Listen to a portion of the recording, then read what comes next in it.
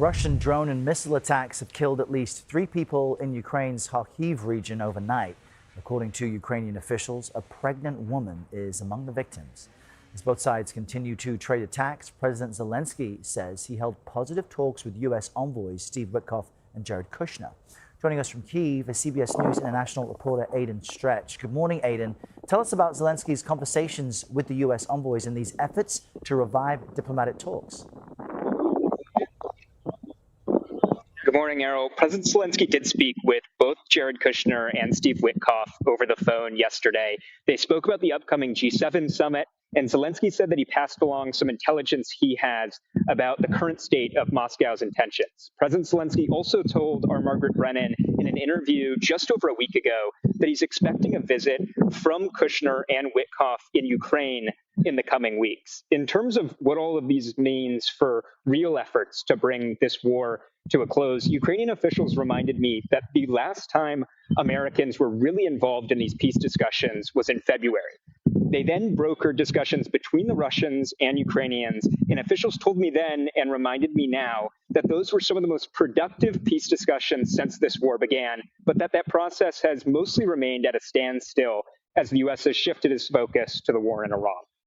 While that's encouraging, what jumps out to me from your reports from the capital there is that life continues. We see people on scooters running and walking around the city where you are. But what is the current situation on the battlefield? The war is still raging. Is there a sense of which side has the upper hand in it now? Well, Errol, in February and March of this year, CBS reached out to 10 former U.S. generals and essentially put that question to them. And the consensus then was that nobody is winning this war. Nobody really has the upper hand.